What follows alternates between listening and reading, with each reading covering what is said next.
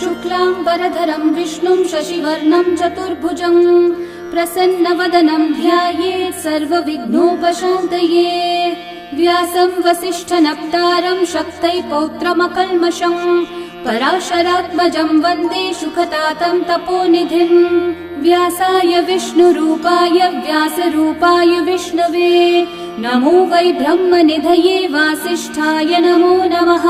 अविकाराय शुद्धाय नित्याय परमात्मने सदैकरूपरूपाय विष्णवे सर्वजिष्णवे। यस्य स्मरणमात्रेण जन्म संसारबन्धनात् विमुच्यते नमस्तस्मै विष्णवे प्रभविष्णवे। ॐ नमो विष्णवे प्रभविष्णवे। श्रीवैशम्पायन उवाच श्रुत्वा धर्मानशेषेण पावनानि च सर्वशः युधिष्ठिरः शान्तनवं पुनरेवाभ्यभाषत। युधिष्ठिर उवाच किमेकं दैवतं लोके किं वाप्येकं परायणं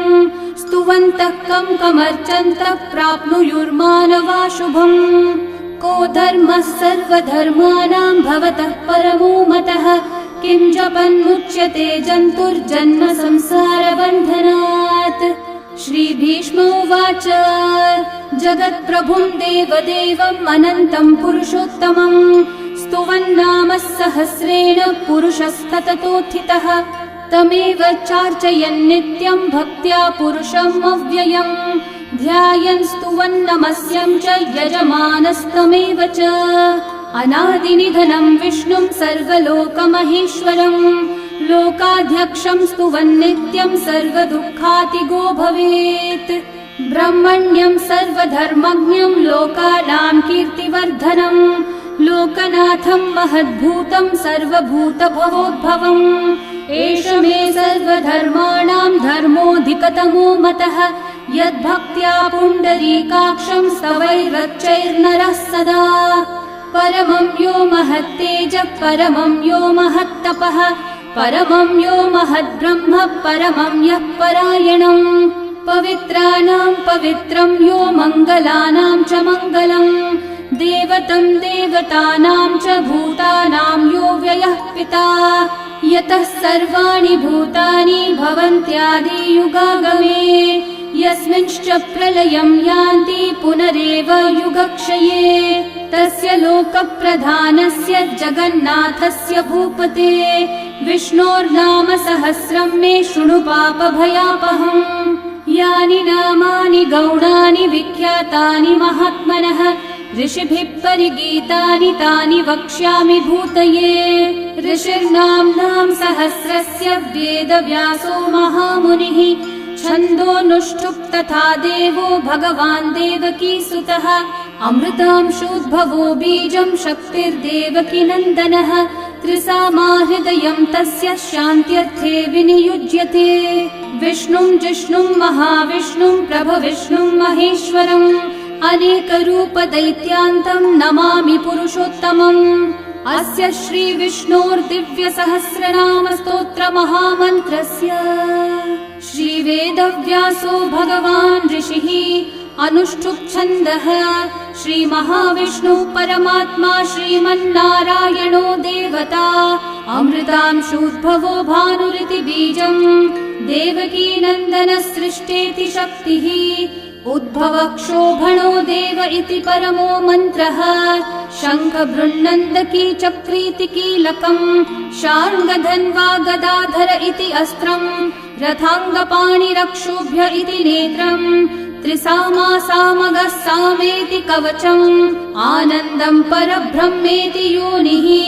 ऋतुः सुदर्शनः काल इति दिग्बन्धः श्रीविश्वरूप इति ध्यानम् श्रीमहाविष्णुः प्रीत्यर्थे सहस्रनाम जपे विनियोगः।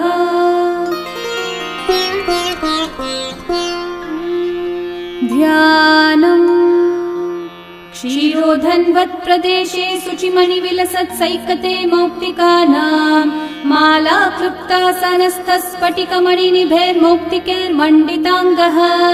शुभ्रैरभ्रैरतभ्रैरुपरि विरचितैर्मुक्तपीयूषवर्षैः आनन्देन पुनीयादरिनलिनगदा शङ्खपाणिर्मुकुन्दः भुःपादौ यस्य नाभिर्वियदसुरनिलश्चन्द्रसूर्यौ च नेत्रे कर्णावाशाः शिरौ द्योर्मुखमपि दहनो यस्य वास्तेयमब्धिः अन्तस्थं यस्य विश्वं सुरनरखगो भोगि गन्धर्वदैत्यैः चित्रं रम्यते तं त्रिभुवन विपुषं विष्णुमीशं नमामि। ॐ नमो भगवते वासुदेवाय। शान्ताकारं भुजगशयनं पद्मनाभं सुरेशं विश्वाधारं गगनसदृशं मेघवर्णं शुभाङ्गं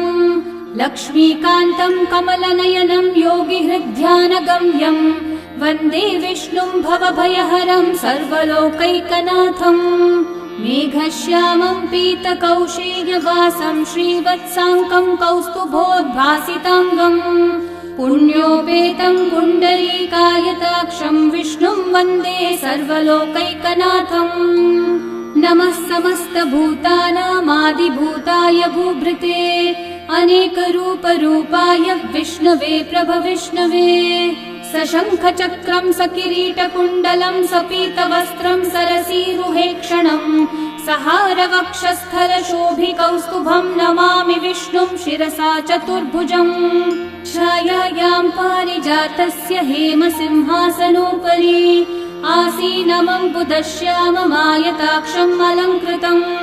चन्द्राननं चतुर्बाहुं श्रीवत्साङ्कितवक्षसं रुक्मिणी सत्यभामाभ्यां सहितं कृष्णमाश्रये। ॐ विश्वं विष्णुर्वषट्कारो भूतभव्यभवत्प्रभुः भूतकृद्भूतभृद्भावो भूतात्मा भूतभावनः भूतात्मा परमात्मा च मुक्तानां परमा गतिः अव्ययः पुरुषः साक्षी क्षेत्रज्ञोऽक्षर एव च योगो योगविदां नेता प्रधानः पुरुषेश्वरः नारसिंहः वपुः श्रीमान् केशवः पुरुषोत्तमः सर्वः शर्वः शिवस्थाणोर्भूतादिर्निधिरव्ययः सम्भवो भावनो भर्ता प्रभवः प्रभुरीश्वरः स्वयंभू शम्भुरादित्यः पुष्कराक्षो महास्वनः अनादिनिधनो धाता विधाता धातुरुत्तमः अप्रमेयो ऋषिकेशः पद्मनाभोऽमरः प्रभुः विश्वकर्मा मनुस्त्वष्टा स्थविष्ठस्थविरो ध्रुवः अग्राह्यः शाश्वतः कृष्णो लोहिताक्षः प्रतर्दनः प्रभुतस्त्रिककुब्धामः पवित्रं मङ्गलं परम् ईशानः प्राणदः प्राणो ज्येष्ठः श्रेष्ठः प्रजापतिः हिरण्यगर्भो भूगर्भो माधवो मधुसूदनः ईश्वरो विक्रमी धन्वी मेधावी विक्रमक्रमः अनुत्तमो दुराधर्षः कृतज्ञः कृतिरात्मवान् सुरेशः शरणं शर्म विश्वरेतः प्रजाभवः अहः संवत्सरो व्याळः प्रत्ययः सर्वदर्शनः अजः सर्वेश्वरः सिद्धिः सिद्धिः सर्वादिरच्युतः वृषा कपिरमेयात्मा सर्वयोगविनिःसृतः वसुर्वसुमना सत्यः समात्मा संमितः समः अमोघः पुण्डरीकाक्षो वृषकर्मा वृषाकृतिः रुद्रो बहुशिरा बभ्रुर्विश्वयोनिःशुचिश्रवाः अमृतः शाश्वतस्थाणोर्वरारोहो महातपाः सर्वगः सर्वविद्भानुः विश्वक्सेनो जनार्दनः वेदो वेदविदव्यङ्गो वेदाङ्गो वेदवित्कविः लोकाध्यक्षः सुराध्यक्षो धर्माध्यक्षः कृताकृतः चतुरात्मा चतुर्व्यूहश्चतुर्दंष्ट्रश्चतुर्भुजः भ्राजिष्णुर्भोजनं भोक्ता सहिष्णुर्जगदादिजः अनघो विजयो जेता विश्वयोनिः पुनर्वसुः उपेन्द्रो वामनः प्रांशुरमोघः शुचिरूर्चितः अतीन्द्रः सङ्ग्रहः सर्गो धृतात्मा नियमो यमः वेद्यो वैद्यः सदा योगी वीरः माधवो मधुः अतीन्द्रियो महामायो महोत्साहो महाबलः महाबुद्धिर्महावीर्यो महाशक्तिर्महाद्युतिः अनिर्देश्य वपुः श्रीमान् अमेयात्मा महाधृतक् महेश्वासो महीभर्ता श्रीनिवासः सतां गतिः अनिरुद्धः सुरानन्दो गोविन्दो गोविदाम्पतिः मरीचिर्दमनोहंसः सुपर्णो भुजगोत्तमः हिरण्यनाभः सुतपः पद्मनाभः प्रजापतिः अमृत्युः सर्वदृक्सिंहः सन्धाता सन्धिमान् स्थिरः अजो दुर्मशनः शास्ता विश्रुतात्मा सुरारिः गुरुर्गुरुतमो धामः सत्यः सत्यः पराक्रमः निमिषो निमिषस्रग्वी वाचस्पतिरुदारधीः अग्रणीर्ग्रामणी श्रीमान् न्यायो नेता समीरणः सहस्रमूर्धा विश्वात्मा सहस्राक्षः सहस्रपात् आवर्तनो निवृत्तात्मा संवृतः सम्प्रमर्दनः अहः संवर्तको वह्निरनिलो धरणीधरः सुप्रसादः प्रसन्नात्मा विश्वदृग्विश्वभुग्विभुः सत्कर्ता सत्कृतः साधुर्जन्मुर्नारायणो नरः असंख्येयो प्रमेयात्मा विशिष्टः शिष्टकृच्छुचिः सिद्धार्थः सिद्धसङ्कल्पः सिद्धिदः सिद्धिसाधनः वृषाही वृषभो विष्णुर्वृषपर्वा वृषोदरः वर्धनो वर्धमानश्च विविक्तः श्रुतिसागरः सुभुजो दुर्धरो वाग्मी महेन्द्रो वसुदो वसुः नैकरूपो बृहद्रूपः क्षिपिविष्टप्रकाशनः ओजस्तेजोद्युतिधरः प्रकाशात्मा प्रतापनः ऋद्धस्पष्टाक्षरो मन्त्रश्चन्द्रांशूर्भास्करद्युतिः अमृतांशूद्भवो भानुः शशबिन्दुः सुरेश्वरः औषधं जगतः सेतुः सत्यधर्मः पराक्रमः भूतभव्यभवन्नाथः पवनः पावनो नलः कामः कामकृत्कान्तः कामः कामप्रदः प्रभुः युगादिकृद्युगावर्तो नैकमायो महाशनः अदृश्यो व्यक्तरूपश्च सहस्रजिदनन्तजित् इष्टो विशिष्टशिष्टेष्ठः शिखण्डी नहुषो वृषः क्रोधः क्रोधकृत्कर्ता विश्वबाहुर्महीधरः अच्युतः प्रथितः प्राणः प्राणदो वासवानुजः अपान्निधिरधिष्ठानम् अप्रमत्तः प्रतिष्ठितः स्कन्दः स्कन्दद्धरो धुर्यो वरदो वायुवाहनः वासुदेवो बृहद्भानुरादिदेवः पुरन्दरः अशोकस्थारणस्थारः शूरः शौरिर्जनेश्वरः अनुकूलः शतावर्तः पद्मी पद्मनिभीक्षणः पद्मनाभोरविन्दाक्षः पद्मगर्भः शरीरभृत् महर्धिरिद्धो वृद्धात्मा महाक्षो गरुडध्वजः अतुलः शरभो भीमः समयज्ञो हविर्हरिः सर्वलक्षणलक्षण्यो लक्ष्मीवान् समितिञ्जयः विक्षरो रोहितो मार्गो हेतुर्दामोदरः सहः महीधरो महाभागो वेगवानमिताशनः उद्भवक्षोभणो देवः श्रीगर्भः परमेश्वरः करणं कारणं कर्ता विकर्ता गहनो गुहः व्यवसायो व्यवस्थानः संस्थानस्थानदो ध्रुवः परर्धि परमस्पष्टः तुष्टः पुष्टः शुभेक्षणः रामो विरामो विरतो मार्गो नेयो नयो नयः वीरशक्तिमतां श्रेष्ठा धर्मो धर्मविदुत्तमः वैकुण्ठः पुरुषः प्राणः प्राणदः प्रणवपृथुः हिरण्यगर्भः शत्रुघ्नो व्याप्तो वायुरधोक्षजः ऋतुः सुदर्शनः कालः परमेष्ठी परिग्रहः उग्रः संवत्सरो दक्षो विश्रामो विश्वदक्षिणः विस्तारस्थावरस्थाणु प्रमाणं बीजमव्ययम् अर्थोऽनर्थो महाकोशो महाभोगो महाधनः अनिर्विण्णस्थविष्ठो भूर्धर्मयूपो महामखः नक्षत्रनेमिर्नक्षत्री क्षामः समीहनः यज्ञयुज्यो महेज्यश्च क्रतुः सत्रं सतां गतिः सर्वदर्शी विमुक्तात्मा सर्वज्ञो ज्ञानमुत्तमम् सुव्रतः सुमुखः सूक्ष्मः सुघोषः सुखदः सुहृत्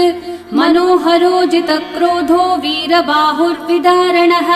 स्वापनः स्ववशो व्यापी नैकात्मा नैककर्मकृत् वत्सरो वत्सलो वत्सी रत्नगर्भो धनीश्वरः धर्मगुग्धर्मकृद्धर्मी सदसक्षरमक्षरम् अविज्ञाता सहस्रांशूर्विधाता कृतलक्षणः गभस्तिनेमि सत्त्वस्थः सिंहो भूतमहेश्वरः आदिदेवो महादेवो देवेशो देवभृद्गुरुः उत्तरो गोपतिर्गोप्ता ज्ञानगम्यः पुरातनः शरीरभूतभृद्भोक्ता कपीन्द्रो भूरि दक्षिणः सोमपो मृतपः सोमः पुरुजित्पुरुसत्तमः विनयोजयः सत्यसन्धो दाशारः सात्वतां पतिः जीवो विनयिता साक्षी मुकुन्दोमितविक्रमः अम्भो निधिरनन्तात्मा महोदधिशयोऽन्तकः अजो महार्हः स्वाभाव्यो जिता मित्रप्रमोदनः आनन्दो नन्दनो नन्दः सत्यधर्मा त्रिविक्रमः महर्षि कपिलाचार्य कृतज्ञो मेदिनीपतिः त्रिपदस्त्रिदशाध्यक्षो महाशृङ्गकृतान्तकृत् महावराहो गोविन्दः सुषेणः कनकाङ्गदी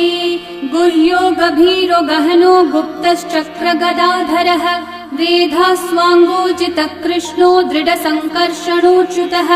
वरुणो वारुणो वृक्षः पुष्कराक्षो महामनाः भगवान् भगहानन्दी वनमाली हलायुधः आदित्यो ज्योतिरादित्यः सहिष्णुर्गतिसत्तमः सुधन्वा खण्डपरशुर्दारुणो द्रविणप्रदः दिवस्पृक् सर्वदृग्व्यासो वाचस्पतिरयो निजः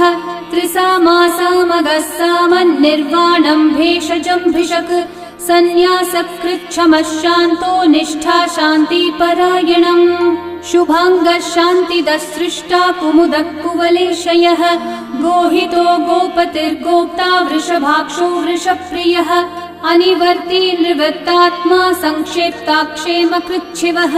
श्रीवत्सवक्षा श्रीवास श्रीपति श्रीमतांवरः श्रीधर श्रीश श्रीनिवास श्रीनिधि श्रीविभावनः श्रीधर श्रीकर श्रेय श्रीमान् लोकत्रयाश्रयः स्वक्षस्वङ्गः शतानन्दो नन्दिर्ज्योतिर्गणेश्वरः विजितात्मा विधेयात्मा सत्कीर्तिश्चिन्न संशयः उदीर्णः सर्वतश्चक्षुरनीशः शाश्वतस्थिरः भूषयो भूषणो भूतिर्विशोकः शोकनाशनः अर्चिष्मान् अर्चितः कुम्भो विशुद्धात्मा विशोधनः अनिरुद्धो प्रतिरथः प्रद्युम्नोमितविक्रमः कालनेमी निहावीरः शौरी शूरजनेश्वरः त्रिलोकात्मा त्रिलोकेशः केशवः केशिहा हरिः कामदेवः कामपालः कामी कान्तः कृतागमः अनिर्देश्य वपुर्विष्णु वीरोऽनन्तो धनञ्जयः ब्रह्मण्यो ब्रह्मकृद् ब्रह्मा ब्रह्म ब्रह्म विवर्धनः ब्रह्मविद् ब्राह्मणो ब्रह्मी ब्रह्मज्ञो ब्राह्मणप्रियः महाकर्मो महाकर्मा महातेजा महोरगः महाक्रतुर्महायज्वा महायज्ञो महाहविः स्तव्यस्तव प्रियस्तोत्रम् स्तुतिस्तोतारणप्रियः पूर्णः पूरयिता पुण्यः पुण्यकीर्तिरणामयः मनोजवस्तीर्थकरो वसुरेता वसुप्रदः वसुप्रदो वासुदेवो वसुर्वसुमनाहविः सद्गति सत्कृति सत्ता सद्भूति सत्परायणः शूरसेनो यदुश्रेष्ठः सन्निवासः सुयामुनः भूता वासो वासुदेवः सर्वासु निलयो नलः दर्पः दर्पदो दृप्तो दुर्धरोऽथा पराजितः विश्वमूर्तिर्महामूर्तिर्दीप्तमूर्तिरमूर्तिमान् अनेकमूर्तिरव्यक्तः शतमूर्तिशताननः एकोनैकः स वः किं यतत्पदमनुत्तमम् लोकबन्धुर्लोकनाथो माधवो भक्तवत्सलः सुवर्णवर्णो हेमाङ्गो वराङ्गश्चन्दनाङ्गदे वीरः विषमः शून्यो घृताशीरशलश्चलः अमानी मानदो मान्यो लोकस्वामी त्रिलोकधृक् सुमेधा मेधजो धन्यः सत्यमेधाधराधरः तेजो वृषो द्युतिधरः सर्वशस्त्रभृताम्बरः प्रग्रहो निग्रहो व्यग्रो नैकः शृङ्गो गदाग्रजः चतुर्मूर्तिश्चतुर्बाहुश्चतुर्व्यूहश्चतुर्गतिः चतुरात्मा चतुर्भावश्चतुर्वेदविदेकपात् समावर्तो निर्वृत्तात्मा दुर्जयो दुरतिक्रमः दुर्लभो दुर्गमो दुर्गो दुरावासो दुरारिहा शुभांगो लोकसारङ्गः सुतन्तुस्तन्तुवर्धनः इन्द्रकर्मा महाकर्मा कृतकर्मा कृतागमः उद्भवः सुन्दर सुन्दो रत्ननाभः सुलोचनः अर्को वाजः सनः शृङ्गी जयन्तः सर्वविजयी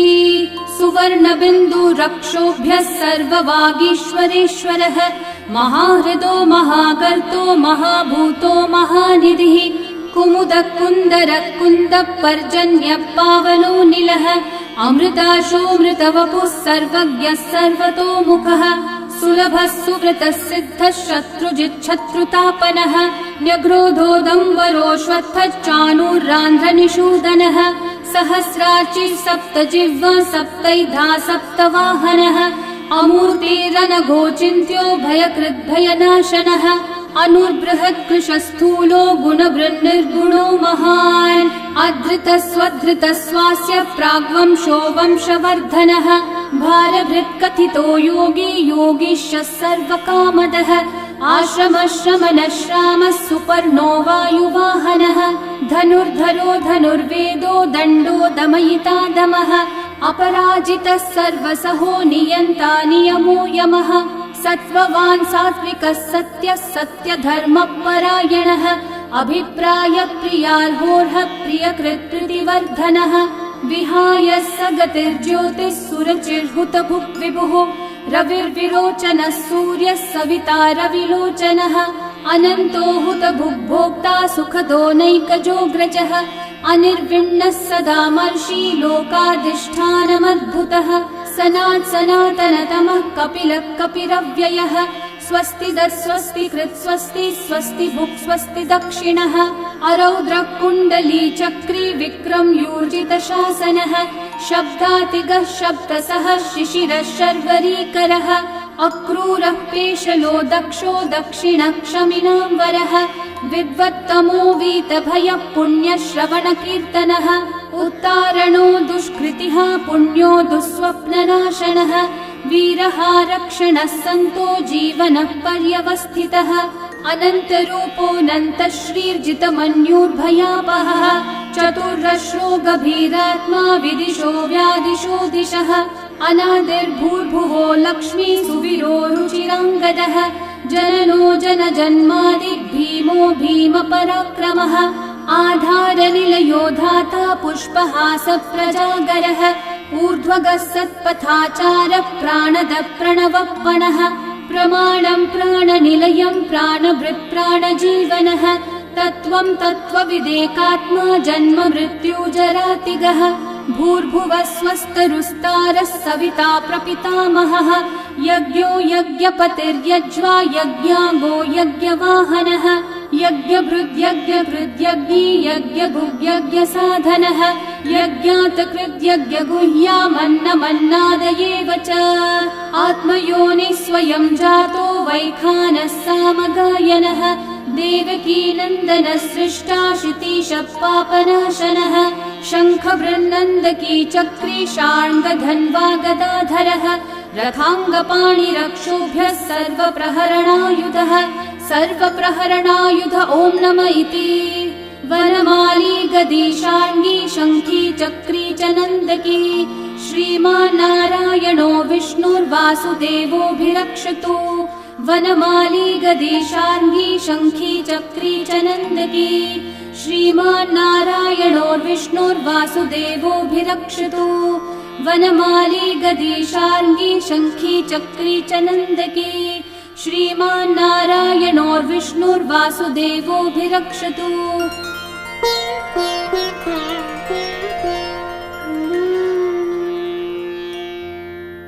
इतीदं कीर्तनीयस्य केशवस्य महात्मनः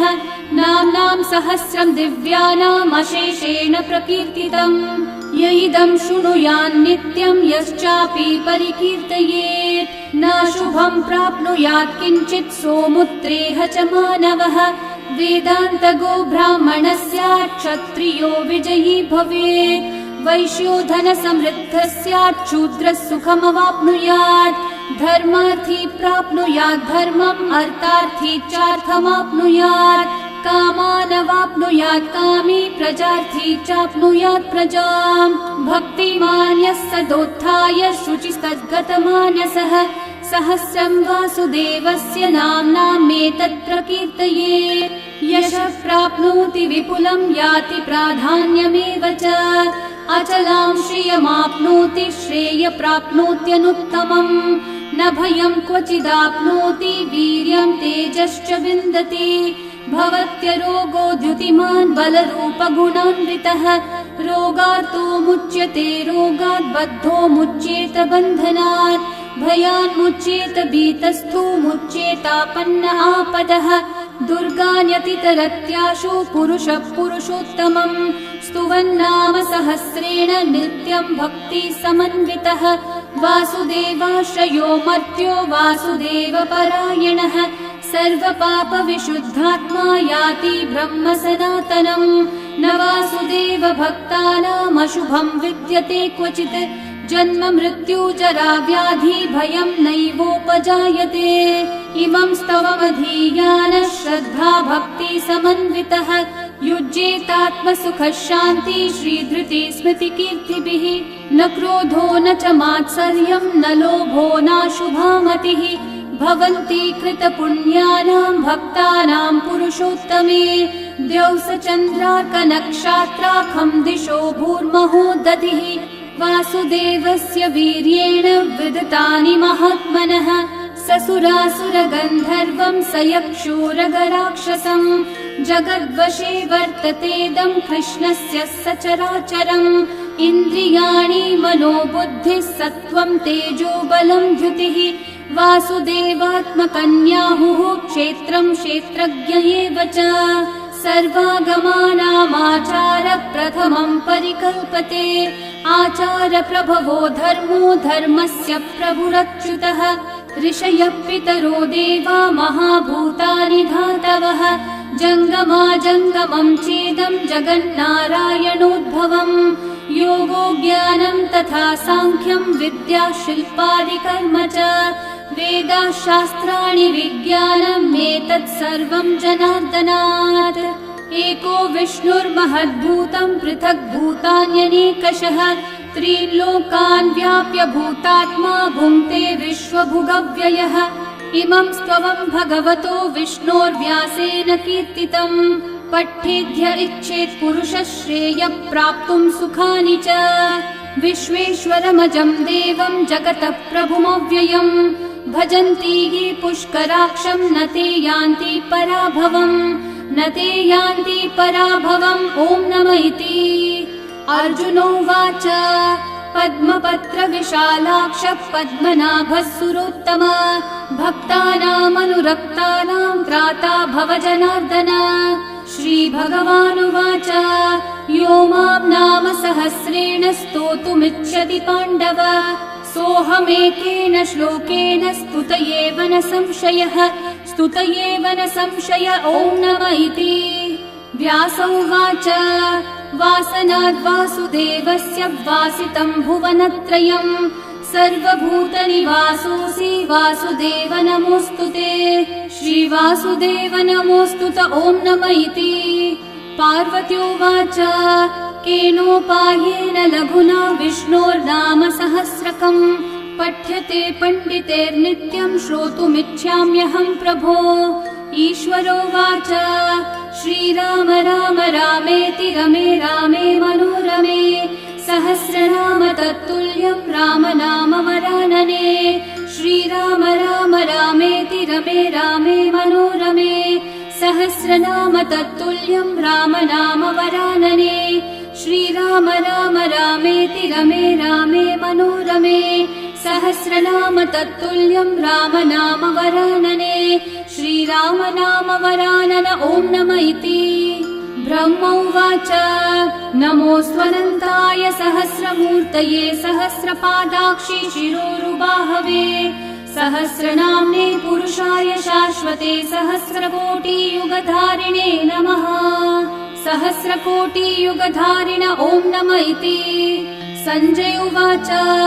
यत्र योगेश्वर कृष्णो यत्र पार्थो धनुर्धरः तत्र श्रीर्विजयो भूतिर्ध्रुवा नीतिर्मतिर्मम श्रीभगवानुवाच अनन्याश्चिन्तयन्तो मा ये जनाः पर्युपासते तेषां नित्याभियुक्तानां योगक्षेमं वहाम्यहम् परित्राणाय साधूनां विनाशाय च दुष्कृतां धर्म संस्थापनार्थाय सम्भवामि युगे युगे आर्ता विषण्णा शिथिलाश्च भीता घोरेषु च व्याधिषु वर्तमानाः संकीर्त्य नारायण शब्दमात्रं विमुक्तदुःखा सुखिनो भवन्तु कायेन वाचा मनसैन्द्रियैर्वा बुद्ध्यात्मना वा प्रकृते स्वभावात् करोमि यद्यत् सकलं परस्मै नारायणायेति समर्पयामि। श्री विष्णु सहस्रनाम स्तोत्रं सम्पूर्णम्।